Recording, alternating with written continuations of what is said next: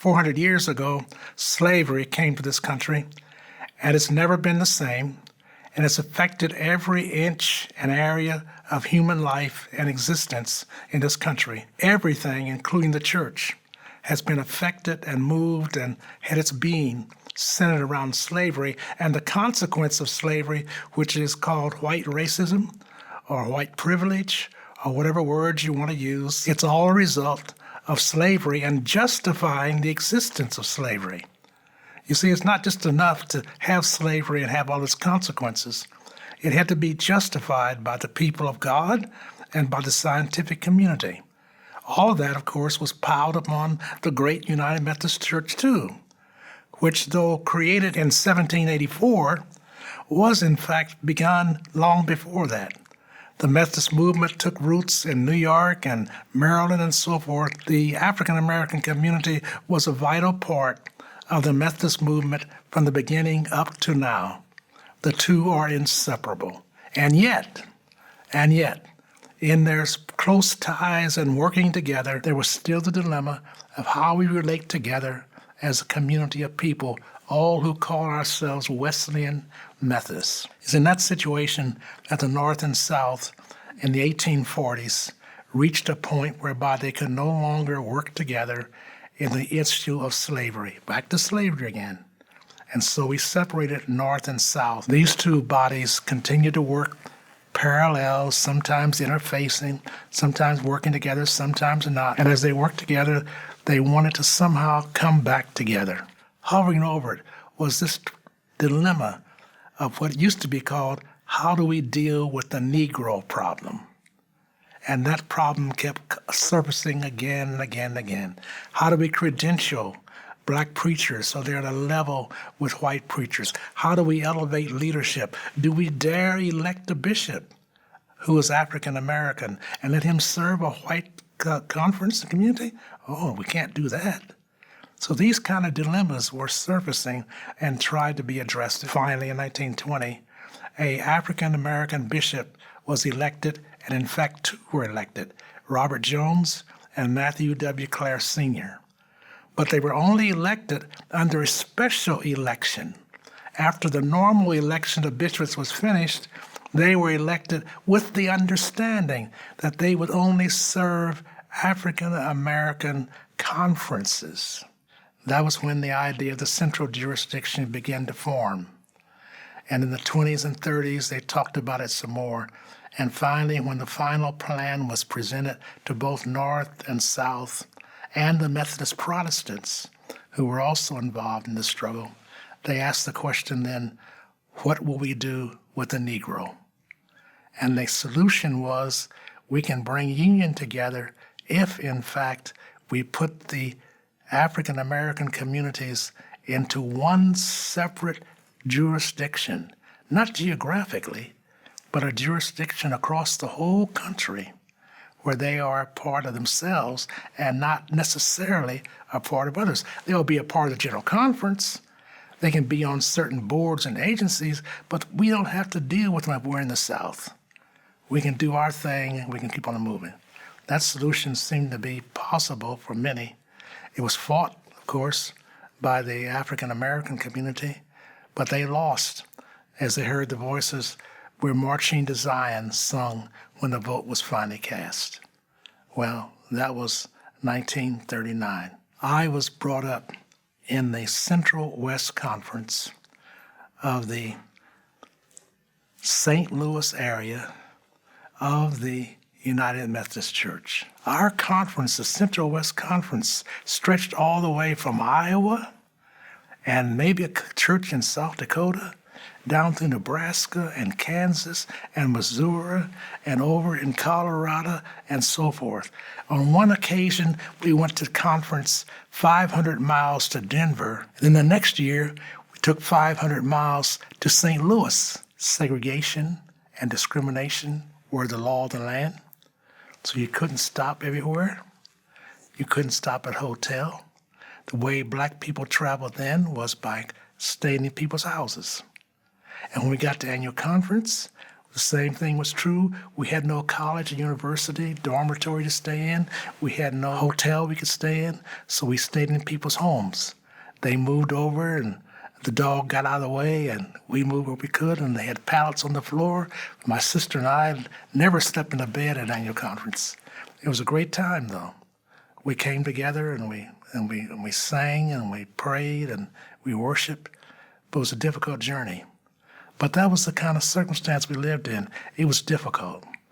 In many ways, it was horrendous. But yet, we committed because the vision was that this too would pass. And this was a temporary expediency, necessary until we got to the other side of the Jordan River. It was intolerable. So it began to be fought. And people thought it might never happen. In the 1850s, however, there began to be a move to change it. And one of the ideas that came forth was an amendment to the amendment. You know, often the story that I've heard people say is that in '68, the EUBs forced the Methodist Church to get rid of the central jurisdiction. And that's just part of the story. And the Methodists had been talking about the racism that had been institutionalized through the establishment of the central jurisdiction essentially since it was set up at the merger in 1939. You know, in 1954, when the Brown versus Board of Education judgment came down from the Supreme Court, the Methodist Council of Bishops came out with a statement supporting the decision, but afterwards, some of the Southern bishops disassociated themselves from that statement. But the discussion continued in the Methodist Church just as it had throughout the years. The Methodist Church in 1956 had a huge general conference. That was the general conference when women's ordination was allowed, and it was also the general conference where Amendment 9 was passed to allow for the voluntary movement of annual conferences from the central jurisdiction to geographical jurisdictions, and also the voluntary combination of annual conferences that covered the same geographical area but were separated because of race and ethnic difference. And churches began to cross boundaries and so forth. And in fact, in this area, the Washington Conference and the Baltimore Conference were in conversation for years before 1968. And in 1965, they actually declared union before 1968. But in 1968, several things finally made it happen. Time, of course. The final straw in the camel's back was when the former EUB church declared that it would not join this new union in 1968 unless they got rid of that segregation clause in the Constitution. You know, the EUB church at the time of merger in 1968 was only about 740,000 people compared to the just over 10 million people who made up the Methodist Church. The African-American churches and the Methodist Church at that time made up even a smaller percentage than the EUBs did. And so when we think about 1968, the idea that the EUBs could have forced the Methodist Church to do something that they weren't ready to do would be pretty astounding. The Methodists had, through successive general conferences, made gradual, imperfect steps to eliminating the structure of the central jurisdiction, the racist structure of the central jurisdiction. Every general conference, we had big, huge battles. You think the ones about homosexuality were big today. They were nothing compared with some of those battles. I heard them occasionally. And so finally, in 1968, it was a done deal. Thank God for the elimination. But you know, part of the challenge was that the central jurisdiction was always just a symptom of the racism that was endemic to the church. I think getting rid of the central jurisdiction, which became part of the '68 merger, what the EUBs did was they forced a deadline, which was set as 1972. And so in 1972, when the central jurisdiction and the segregated conferences were dissolved, maybe some saw that as moving to health, but really it was just a cure for one problem. It was eliminating the institutionalized racism of the structure of segregated annual conferences and the central jurisdiction. But there's a difference between a cure and health. Health which would look like fully incorporating all people into the life of the church in fully equal and inclusive ways, that was the deeper problem. That was the disease that the central jurisdiction was a symptom of. And that deeper racism, that deeper bias wasn't addressed just because the central jurisdiction was eliminated and the conferences were desegregated. The founding of the United Brethren Church was based in what we shared in common. And so I hope that if there's anything that the Evangelical United Brethren Church contributes to the discussion, that it is an insistence on the importance of, the foundational importance of focusing on what makes us siblings, what makes us brothers and sisters in Christ, what joins us together. That was who our identity was as Evangelical United Brethren. And even though I joke sometimes that the EUBs united the Methodists imperfectly, I hope that that's part of the legacy that the EUBs bring. And part of what we certainly need to return to today is focusing not on what divides us, but on what we hold in common. And so I'm hopeful for what we are able to do together. I think that's the strength of our United Methodist tradition.